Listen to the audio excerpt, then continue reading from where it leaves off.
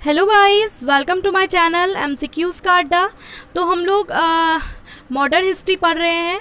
Modern history में पहला chapter हमने पढ़ लिया था, यूरोपीय कंपनियों का भारत में आगमन। एंशिएंट मेडिएवल कंप्लीट हो चुका है। तो अगर आप पहली बार वीडियो को देख रहे हैं तो चैनल को सब्सक्राइब कर लीजिए और बेल आइकन को प्रेस कर लीजिए। जो भी आने वाले वीडियोस होंगे उसके नोटिफिकेशन आपको सबसे पहले मिलेंगे।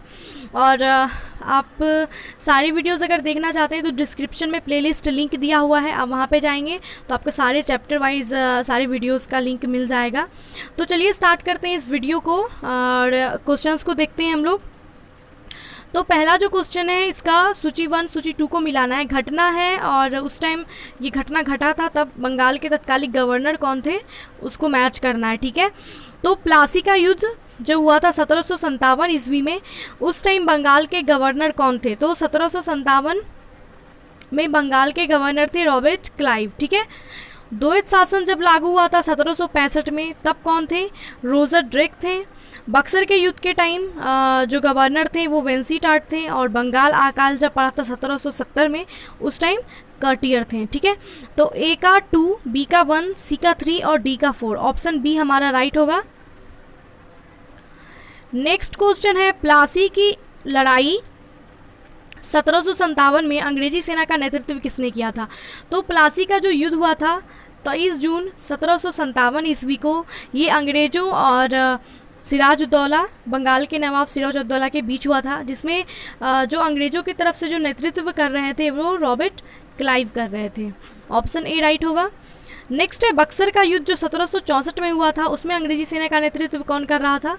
तो बक्सर का युद्ध हुआ था 22 अक्टूबर 1764 ईस्वी को। अंग्रेजों और शाह आलम द्वितीय, मीर कासिम शुजा-उद-दौला इनके बीच हुआ था, जिसमें अंग्रेजी सेना का जो नेतृत्व है वो हेक्टर मुनरो कर रहे थे। तो ऑप्शन सी राइट होगा।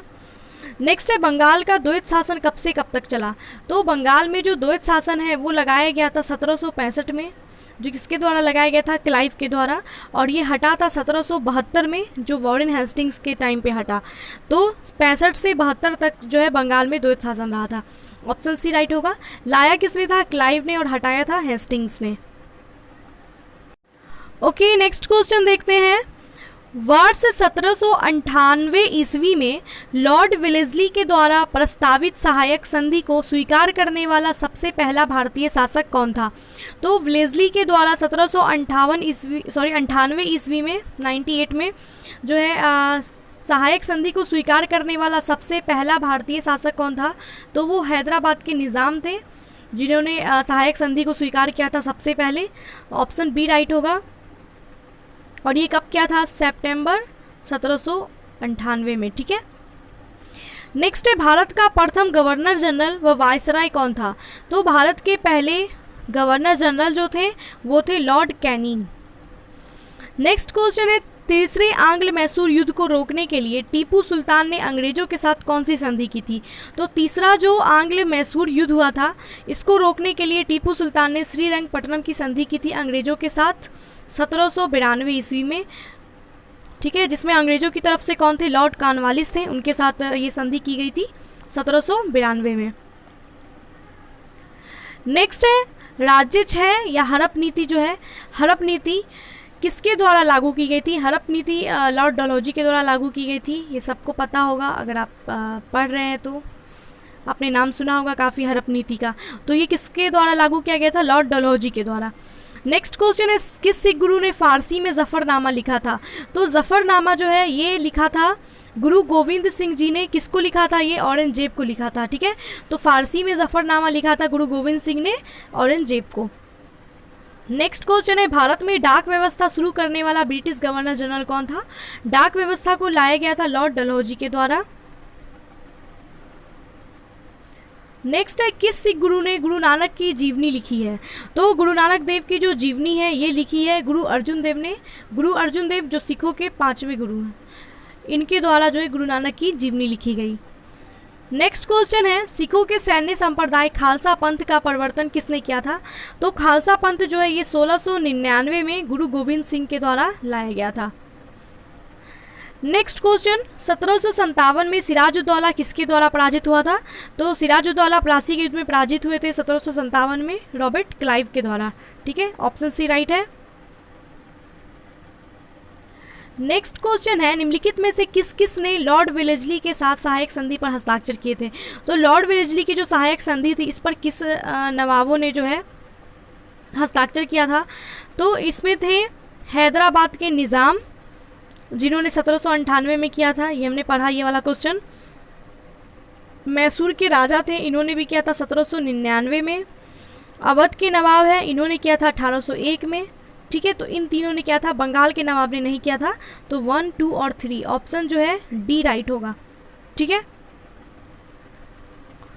नेक्स्ट है, निम्नलिखित में से सिख गुरुओं का सही काला अनुक्रम बताना है।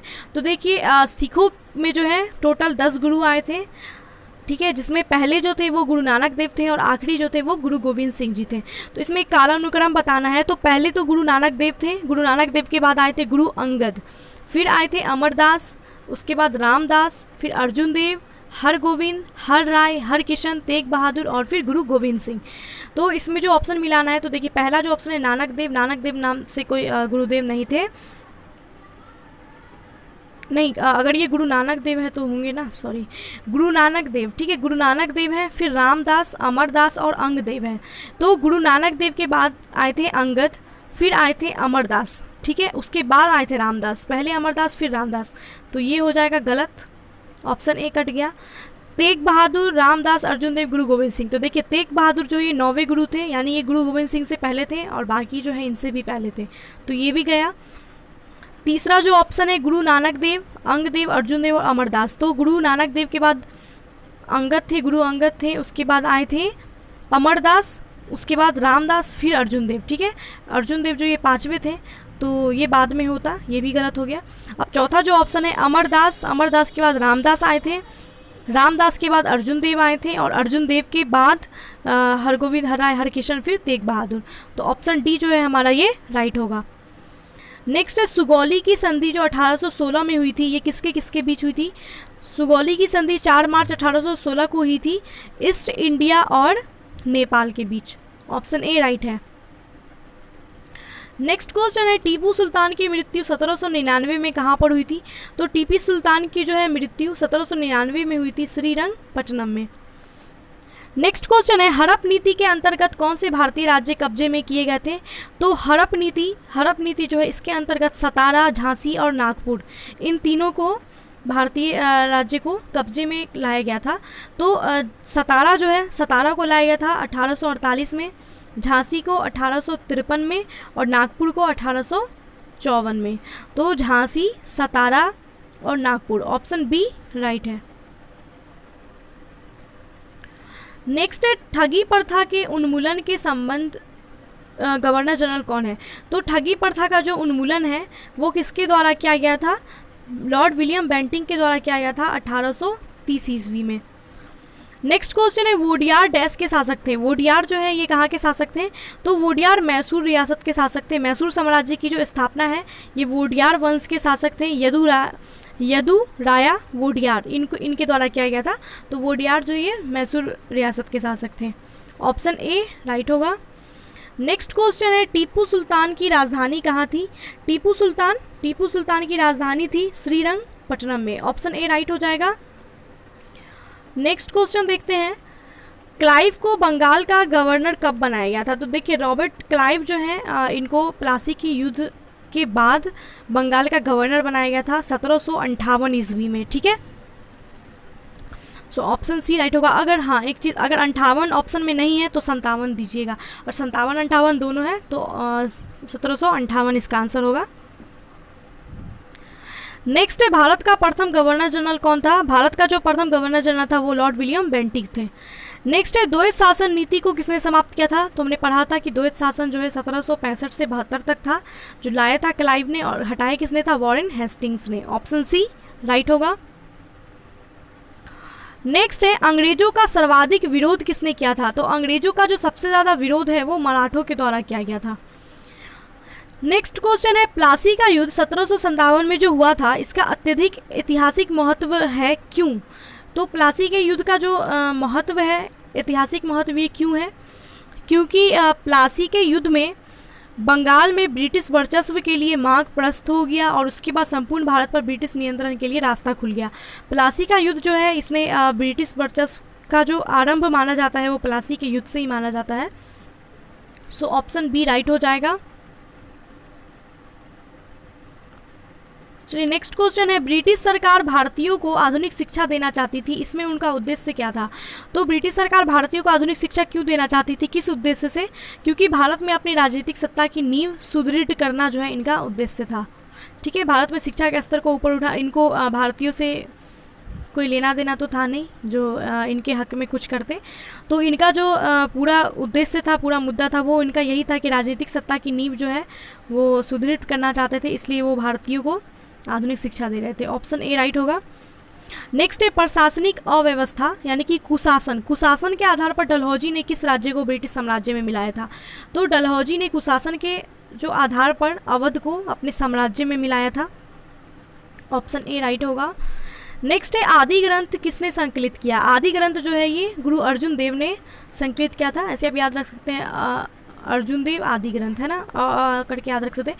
आदि ग्रंथ जो है गुरु अर्जुन देव ने संकलित किया था। नेक्स्ट है भारत में आधुनिक शिक्षा प्रणाली की नींव किससे पड़ी थी? आधुनिक शिक्षा प्रणाली की जो नींव है ये भारत में पड़ी थी 1835 के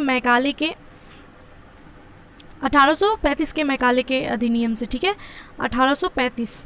ऑप्शन बी राइट हो जाएगा। नेक्स्ट क्वेश्चन है, निम्नलिखित का सही काला अनुक्रम क्या होगा? तो जो भी गवर्नर हैं उनको सही काला अनुक्रम में बताना है। तो रॉबर्ट क्लाइव का जो काल था वो कब से कब तक था? तो 1757 या 58 से 60 तक। उसके बाद वेंसी टाट है, वेंसी टाट का काल आता है 60 से लेकर के 65 तक, और फिर से 65 जो है ना 65 से 67 तक रहते हैं फिर से रॉबर्ट क्लाइव। ठीक है, उसके बाद वॉरेन हेस्टिंग्स रॉबर्ट क्लाइव के बाद वेंसी टॉट आते हैं 65 तक, फिर 65 में पुनः रॉबर्ट क्लाइव आते हैं। ठीक है, 65 से लेकर के 67 तक, 1765 से 67 तक। उसके बाद कर्टियर का है, कर्टियर जो ये 1769 से 72 तक रहते हैं, फिर वॉरेन हेस्टिंग्स आते हैं 1772 में जो 85 तक रहते हैं। तो पहले रॉबर्ट क्लाइव, फिर वेंसी टॉट, फिर कर्टियर, उसके बाद Warren Hastings. 1 2 4 3 option A right हो जाएगा।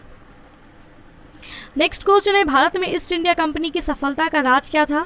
भारत में राष्ट्रीय भावना की कमी थी, कंपनी की सेना को पश्चिमी प्रशिक्षण मिला था तथा उसके पास आधुनिक हथियार भी थे, भारतीय सैनिकों में राष्ट्रीय भावना का अभाव था, उपर्युक्त तीनों।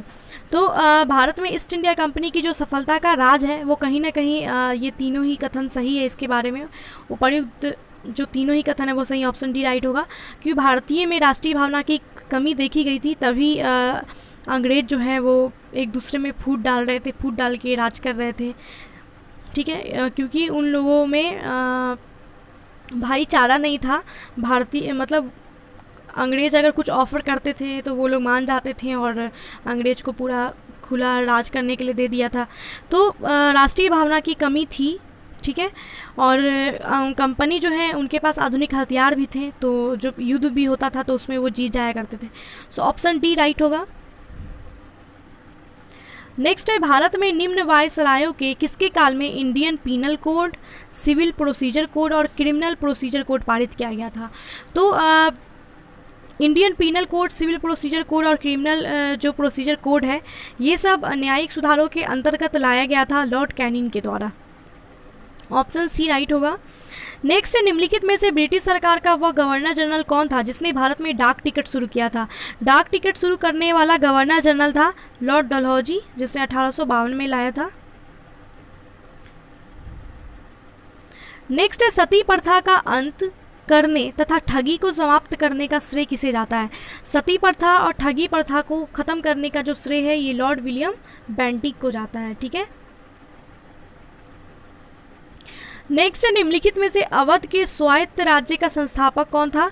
अवध के स्वायत्त राज्य का संस्थापक था सादत खां या बुरहानुल मुल्क भी इसका नाम है। ऑप्शन बी राइट हो जाएगा। 1722 में इसने अवध के स्वायत्त राज्य का जो है स्थापना किया था। ठीक है, 1722 में किसने किया था? सादत खां या बुरहानुल मुल्क। नेक्स्ट है, निम्नलिखित में से किसने मीर कासिम तथा शुजा उद दौला के साथ मिलकर अंग्रेजी ईस्ट इंडिया कंपनी पर युद्ध घोषित किया और बाद में बक्सर के युद्ध में अंग्रेजों से पराजित हुए? तो बक्सर का जो युद्ध है ये किसके किसके बीच हुआ था? मीर कासिम, शुजा उद दौला और शाह आलम द्वितीय, है ना। ऑप्शन डी राइट हो जाएगा। नेक्स्ट है, ईस्ट इंडिया कंपनी और बंगाल के नवाब के बीच जब प्लासी का युद्ध हुआ उस समय मुगल सम्राट कौन था? तो प्लासी का जब युद्ध हुआ था तो उस टाइम मुगल सम्राट जो था वो था आलमगीर द्वितीय, ठीक है। ऑप्शन बी राइट हो जाएगा।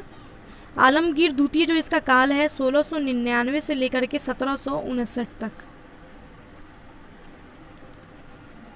नेक्स्ट क्वेश्चन है, ईस्ट इंडिया कंपनी के नेतृत्व में रॉबर्ट क्लाइव का उत्तराधिकारी कौन था? तो रॉबर्ट क्लाइव का उत्तराधिकारी था वॉरेन हेस्टिंग्स। नेक्स्ट क्वेश्चन, नवाब सिराजुद्दौला एवं ईस्ट इंडिया कंपनी के बीच संघर्ष का प्रमुख कारण क्या था? तो ये जो संघर्ष हुआ था इसका कारण क्या था? तो इसका कारण था कि अंग्रेज़ों को व्यापार में जो छूट दिए गए थे वो उसका दुरुपयोग कर रहे थे, जिसकी वजह से सिराजुद्दौला ने मतलब उनको मना किया था, बात की थी कि आप दुरुपयोग कर रहे हैं।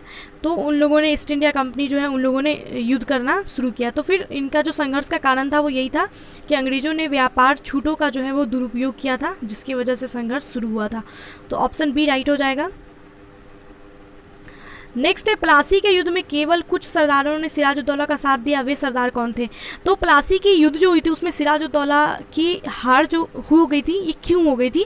क्योंकि सिराजुद्दौला को खुद के उसके सरदारों ने, उसके जो मतलब भरोसेमंद सरदार थे उन लोगों ने चीट किया था, उनको धोखा दिया था और जिसके वजह उन लोगों ने अंग्रेज़ का साथ दे दिया था और इसीलिए सिराजुद्दौला जो है वो पराजित हो गए थे।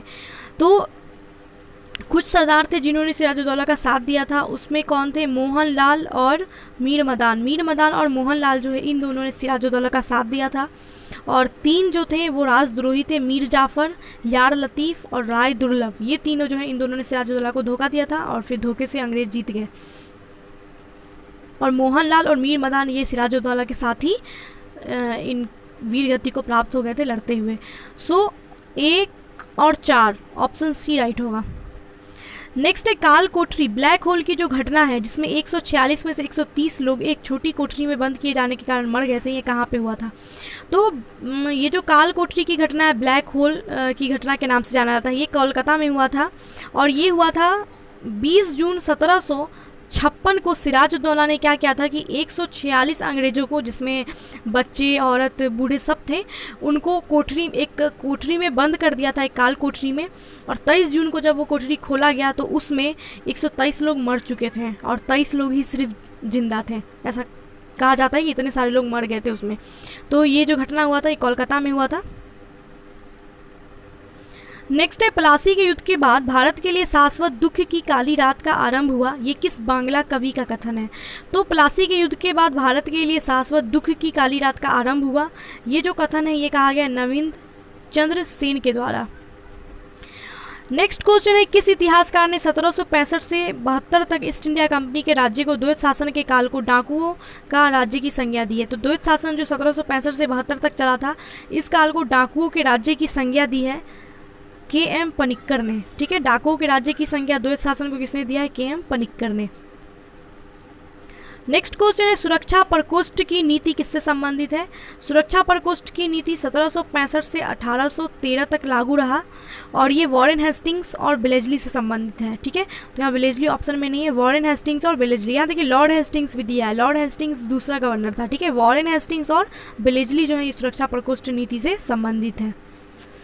नेक्स्ट है, इलाहाबाद की संधि 1765 के बाद रॉबर्ट क्लाइव ने मुर्शिदाबाद का उपदीवान किसको बनाया? तो इलाहाबाद की संधि हुई थी बक्सर के युद्ध के बाद 1765 में, जिसमें शाह आलम द्वितीय ने बंगाल, उड़ीसा और बिहार का जो दीवानी है ये दे दिया था ईस्ट इंडिया कंपनी को। तो उसमें रॉबर्ट क्लाइव ने मुर्शिदाबाद का उपदीवान बनाया था मोहम्मद रजा खान को और बिहार का बनाया था राजा सिताब राय को। नेक्स्ट क्वेश्चन वही है कि निम्नलिखित में से किस भारतीय को रॉबर्ट क्लाइव ने बिहार का बनाया था? तो नायाब बनाया था, तो राजा सिताब राय को बिहार का बनाया था। नेक्स्ट है, रंजीत सिंह ने सुप्रसिद्ध कोहिनूर हीरा किससे प्राप्त किया था? तो देखिए कोहिनूर हीरा हमने मुगल काल में पढ़ा था कि कोहिनूर हीरा जो है नादिर शाह आक्रमण करता है और मोहम्मद शाह से छीन करके ले जाता है। तो उसके बाद वो शाह शुजा जो कि अफगान शासक ही है, ये शाह शुजा ये फिर रंजीत सिंह को कोहिनूर हीरा वापस से देता है। ठीक है, तो इंडिया में वापस से कोहिनूर हीरा आ जाता है, तो रंजीत सिंह के पास ये कौन देता है, शाह शुजा, जो कि बाद में ये रंजीत सिंह से भी छीन लेते हैं ब्रिटिश लोग। चलिए नेक्स्ट है ब्रिटिश जनरल जिसने हैदर अली को पोर्टो नोवा के युद्ध में हराया था, वो कौन था। तो पोर्टो नोवा का युद्ध हुआ था 1781 में हैदर अली और ब्रिटिशों के बीच, जिसमें ब्रिटिश जनरल कौन थे, तो वो थे सर आयरकूट। पोर्टो नोवा के युद्ध में ब्रिटिश जनरल कौन थे, सर आयरकूट थे। नेक्स्ट है महाराजा रंजीत सिंह के उत्तराधिकारी कौन थे। रंजीत सिंह के उत्तराधिकारी थे खड़ग सिंह। नेक्स्ट क्वेश्चन है निम्नलिखित में से कौन सुमेलित नहीं है। तो स्थायी बंदोबस्त ये कॉर्नवालिस के द्वारा लाया गया था, ये सही है।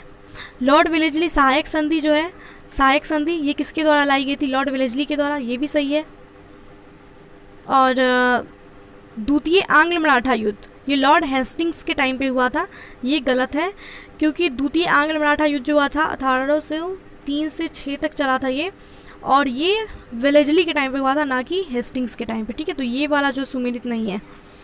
फिर लॉर्ड विलियम बेंटिक ने सती प्रथा का उन्मूलन किया था 1829 के नियम 17 के तहत, तो ये भी सही है। सो ऑप्शन सी जो है ये गलत है, इसीलिए यही सही होगा, हमारा आंसर राइट होगा, सुमेलित जो नहीं है। नेक्स्ट है किस सिख गुरु ने विद्रोही राजकुमार खुसरो की सहायता की थी और धन एवं आशीर्वाद दिया था। तो ये भी हमने मुगल काल वाले चैप्टर में पढ़ा था कि राजकुमार खुसरो की जो है सहायता की थी गुरु अर्जुन देव ने, जिसकी वजह से जहांगीर ने इनको मृत्यु दंड देती थी। सो ऑप्शन सी राइट हो जाएगा।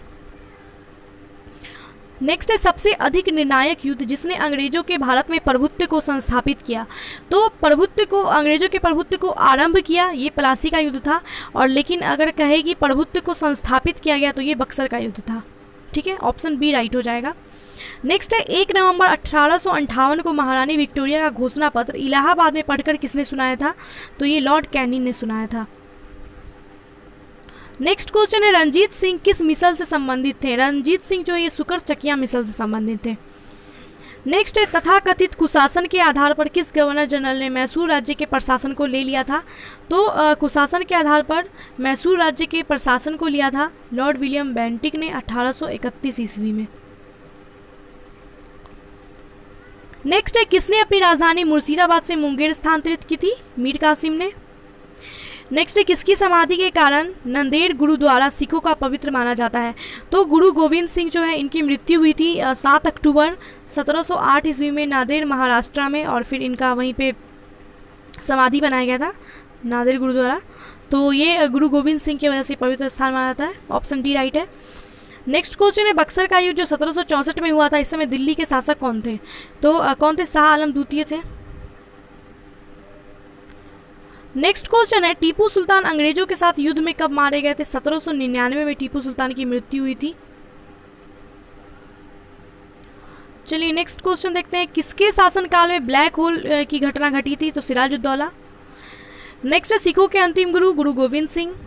नेक्स्ट क्वेश्चन है कौन सा युद्ध जिसने भारत में ब्रिटिश प्रभुत्व का प्रारंभ किया था। तो देखिए मैंने बताया प्रारंभ जो किया था ये प्लासी का युद्ध था, और प्रभुत्व स्थापित जो हो गया था ये बक्सर के युद्ध से हुआ था। सो ऑप्शन ए राइट होगा हमारा। नेक्स्ट है डिंडीगुल क्या है। डिंडीगुल जो तमिलनाडु में एक नगर का नाम है। ऑप्शन बी राइट हो जाएगा। नेक्स्ट क्वेश्चन है बंगाल के किस गवर्नर के समय में सरकारी खजाना मुर्शिदाबाद से कलकत्ता स्थानांतरित किया गया। तो सरकारी खजाना जो है ये मुर्शिदाबाद से कोलकाता स्थानांतरित किया गया था किसके शासनकाल में, वॉरेन हेस्टिंग्स के शासनकाल में। नेक्स्ट क्वेश्चन है किस अधिनियम के तहत वॉरेन हेस्टिंग्स बंगाल के प्रथम गवर्नर जनरल बनाए गए थे। तो वॉरेन हेस्टिंग्स बंगाल के प्रथम गवर्नर जनरल बनाए गए थे किस अधिनियम के तहत, 1773 के रेगुलेटिंग एक्ट के तहत। नेक्स्ट है किस समय में कलकत्ता में प्रथम न्यायालय की स्थापना हुई थी। तो 1773 के रेगुलेटिंग एक्ट के तहत जो है कलकत्ता में प्रथम न्यायालय की स्थापना हुई थी। तो ये किसके समय में हुई थी, Warren Hastings. Option d right हो जाएगा।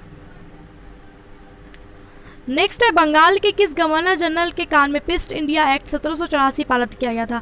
तो पिस्ट इंडिया एक्ट जो है ये पारित किया गया था वॉरेन हेस्टिंग्स के टाइम पे 1784 ईस्वी में। नेक्स्ट है कौन सा सही सुमेलित है वो बताना है, अवधि और युद्ध है। तो प्रथम आंग्ल मराठा युद्ध, प्रथम आंग्ल मराठा युद्ध जो है ये कब से कब तक चला था, तो ये चला था 1775 से लेकर के 82 तक, ठीक है, तो ये गलत है, ठीक है, ये गलत हो जाएगा। तृतीय मैसूर युद्ध, तृतीय जो मैसूर युद्ध है ये 1790 से 92 चला था, ये सही है। आंग्ल बर्मा युद्ध, ये आंग्ल बर्मा युद्ध जो है ये चला था 24 से 26 तक, ये भी सही है। द्वितीय आंग्ल सिख युद्ध जो है ये चला था 1848 से लेकर के 49 तक, तो ये भी गलत है। 1 और 4 गलत है, 2 और 3 सही है, सही सुमेलित बताना है ना, तो 2 और 3 सही है, ऑप्शन डी राइट हो जाएगा। चलिए नेक्स्ट है किस सिख गुरुओं के संबंधित निम्नलिखित कथनों पर विचार करना है और सही कथन बताना है। तो बंदा बहादुर को गुरु तेग बहादुर ने सिखों का सैन्य प्रमुख नियुक्त किया था। गुरु अर्जुन देव सिखों के गुरु रामदास के पश्चात बने थे। गुरु अंगद ने सिखों को अपनी लिपि गुरुमुखी दी थी। तो देखिए अंगद जो है इन्होंने गुरुमुखी लिपि दी थी, ये सही कथन है। अर्जुन देव जो है सिखों के गुरु, ये रामदास के बाद बने थे। अर्जुन देव 5वें गुरु थे जो रामदास के बाद बने थे। रामदास 4थे गुरु थे। पहले गुरु नानक, फिर अंगद, फिर थे अमरदास और फिर रामदास, उसके बाद आए थे अर्जुन देव, तो ये भी कथन सही है। पहला कथन है बंदा बहादुर को गुरु तेग बहादुर ने सिखों का सैन्य प्रमुख नियुक्त किया था, ये कथन गलत है, क्योंकि अगर आपको काल याद होगा तो तेग बहादुर जो है ये 9वें सिख गुरु थे, उसके इनकी मृत्यु हो जाती है, फिर गुरु गोविंद सिंह आते हैं। गुरु गोविंद सिंह के मृत्यु के बाद बंदा बहादुर को सैन्य प्रमुख बनाया जाता है, तो ये कैसे बनाएंगे, है ना, तो ये वाला कथन गलत है। सो हमें सही कथन बताना है, तो 2 और 3 सही है, ऑप्शन बी राइट हो जाएगा। नेक्स्ट क्वेश्चन है भारत में ब्रिटिश शासन के दौरान निम्नलिखित राज्यों पर विचार कीजिए और ब्रिटिश के द्वारा इनके विलय का सही कालानुक्रम बताना है। तो कब कब कैसे कौन सा राज्य विलय हुआ था। सो देखिए सबसे पहले सतारा को विलय किया गया था, फिर संभलपुर को, उसके बाद झांसी को। सो ऑप्शन सी राइट हो जाएगा, 3, 2, 1। नेक्स्ट है निम्नलिखित भारतीय शासकों में कौन था जिसने विदेशों में आधुनिक पद्धति से दूतावास स्थापित किए थे। तो विदेशों में आधुनिक पद्धति से दूतावास स्थापित किया गया था टीपू सुल्तान के द्वारा, ऑप्शन डी राइट हो जाएगा। नेक्स्ट है ब्रिटिश भारतीय राज्य क्षेत्र का अंतिम प्रमुख विस्तार हुआ। तो ब्रिटिश भारतीय राज्य क्षेत्र जो है इसका अंतिम प्रमुख विस्तार हुआ था डलहौजी के समय में। नेक्स्ट है सुमेलित करना है सूची 1 को सूची 2 से, युद्ध है उसका काल है, सुमेलित करना है। तो देखिए प्रथम आंग्ल बर्मा युद्ध, आंग्ल बर्मा युद्ध जो ये कब हुआ था, 1824 से 26 तक चला था, ठीक है, तो 1824 हो जाएगा। आंग्ल अफगान युद्ध, आंग्ल अफगान युद्ध चला था 1838 से 42 तक, तो 38। उसके बाद है आंग्ल मराठा युद्ध, ये चला था 75 से 82 तक, 75। द्वितीय आंग्ल मैसूर युद्ध 80 से 1780 से 84, तो 1780। तो देखिए ए का 3, बी का 4 है, सी का 1, डी का 2। ए का 3, बी का 4, सी का 1 और डी का 2, ऑप्शन सी राइट हो जाएगा। नेक्स्ट क्वेश्चन है ठगों के दमन में निम्नलिखित में कौन संबंधित है। तो ठगों का दमन ये किसने किया था, तो हमने पढ़ा था ठगों का दमन जो ये लॉर्ड विलियम बेंटिक के द्वारा किया गया था। तो लॉर्ड विलियम बेंटिक के आदेश पर कर्नल स्लीमैन है इनके द्वारा किया गया था, ठीक है, तो ऑप्शन बी राइट हो जाएगा। तो कंफ्यूज नहीं होना कि यहाँ पे स्लीमैन है और पहले विलियम बेंटिक पढ़ा था। तो गवर्नर था वहाँ पे ऑप्शन में विलियम बेंटिक था गवर्नरों के, तो विलियम बेंटिक जो गवर्नर थे उनके ही आदेश पर कर्नल था ये स्लीमैन, इसके द्वारा किया गया था। तो यहाँ देखिए ऑप्शन विलियम बेंटिक का ही है, नहीं ना, तो स्लीमैन इसका आंसर हो जाएगा, ऑप्शन बी। नेक्स्ट देखते हैं सूची 1 को सूची 2 से सुमेलित करना है। उत्तरवर्ती मुगल शासक हैं उसकी उपाधि जो नाम है उससे मैच करना है। बहादुर शाह प्रथम, बहादुर शाह प्रथम जो है इनको किस उपनाम से जाना जाता है, तो शाहे बेखबर के नाम से जाना जाता है इनको। फर्रुखसियर को घृणित कायर के नाम से जाना जाता है। मोहम्मद शाह को रंगीला और बहादुर शाह द्वितीय जो जिनका नाम बहादुर शाह जफर है, तो ऑप्शन ए राइट हो जाएगा। ए का 1, बी का 2, सी का 3 और डी का 4। नेक्स्ट क्वेश्चन है 1707 में औरंगजेब की मृत्यु के बाद मोहम्मद मुअज्जम किस नाम से मुगल सिंहासन पर बैठता है। तो औरंगजेब के बाद जो गवर्नर याद है मुझे। औरंगजेब के बाद जो मुगल शासक बनते हैं वो बनते हैं बहादुर शाह प्रथम, ठीक है, कौन बनते हैं, बहादुर शाह प्रथम बनते हैं, जिनका रियल नाम रहता है मुअज्जम, ठीक है, मुअज्जम, और ये बहादुर शाह प्रथम के नाम से राज सिंहासन पर बैठते हैं। नेक्स्ट है बहादुर शाह प्रथम की मृत्यु के बाद जहांदार शाह मुगल सिंहासन पर बैठता है, वो किसकी सहायता से सम्राट बनता है? तो बहादुर शाह प्रथम की जब मृत्यु हो जाती है तो जहांदार शाह उनका पुत्र जो है ये मुगल सिंहासन पर बैठता है और इसमें सहायता करते हैं जुल्फ़िकार खान, जो मुगल अमीर होते हैं ये इनकी सहायता करते हैं। नेक्स्ट क्वेश्चन है फर्रुख सियर किसके संयोग से मुगल बादशाह बनता है? तो फर्रुख सियर जो ये सैयद बंधु के जो है संयोग से मुगल शासक बनता है। नेक्स्ट है नृत्य निर्माता यानी कि किंग मेकर के नाम से किसे जाना जाता है? किंग मेकर के नाम से सैयद बंधु को जाना जाता है। नेक्स्ट है सैयद बंधुओं ने मराठों के संयोग से किस मुगल सम्राट को सत्तायुक्त कर हत्या करवा दी थी? तो वो था फर्रुख सियर। फर्रुख सियर जो है इसको सैयद बंधुओं ने मराठों के सहयोग से इसकी हत्या करवा दी थी। नेक्स्ट क्वेश्चन है सैयद बंधु जो है इसने किस किस को बादशाह बनाने का काम किया है? तो सैयद बंधु ने फर्रुख सियर की भी मदद करके बादशाह बनाते हैं और फिर हत्या भी करवा देते हैं। रफ़ीउद्दर्जात रफ़ीउद्दौला भी कुछ टाइम के लिए आते हैं और फिर मोहम्मद शाह, इसको भी सैयद बंधु ही जो है बादशाह बनवाता है, इसकी मदद करता है। लेकिन मोहम्मद शाह जो है ये देखता है कि इसने फर्रुख सियर को भी बनाया था और उसकी हत्या करवा दी थी, रफ़ीउद्दौला को भी बनवाया था। तो मोहम्मद शाह यहाँ पे जो है थोड़ा दिमाग से काम लेता है और सैयद बंधुओं की हत्या करवा देता है। लेकिन यहाँ क्वेश्चन है कि सैयद बंधुओं ने किस किस बादशाह को बनाने का काम किया था? तो सभी इसका आंसर हो जाएगा, ऑप्शन सी राइट हो जाएगा, चारों को बनाया था। देखिए नेक्स्ट क्वेश्चन वही है, सैयद बंधु जो है इसका पतन किसके समय में हुआ था? तो इसका पतन हुआ था मोहम्मद शाह ने करवाया था, ठीक है। क्योंकि मोहम्मद शाह देखता है कि इसने सबको मतलब बाकी 3 जो शासक थे उसको भी शासक बनाया लेकिन हत्या करवा दी, तो उसे डर हो जाता है कहीं मेरी भी हत्या न करवा दे, इससे पहले वो उसकी ही करवा देता है। नेक्स्ट है किस मुगल बादशाह का मूल नाम रोशन अख्तर था? तो रोशन अख्तर मोहम्मद शाह रंगीला का मूल नाम था। नेक्स्ट क्वेश्चन है अवध, हैदराबाद, भरतपुर, रुहेलखंड, फर्रुखाबाद किस मुगल शासक के समय में स्वतंत्र हुए? तो मोहम्मद शाह रंगीला के टाइम पे। नेक्स्ट क्वेश्चन है भारत पर आक्रमण करने वाले किस ईरानी शासक को ईरान का नेपोलियन कहा जाता है? तो नादिर शाह को ईरान का नेपोलियन कहा जाता है, ऑप्शन सी।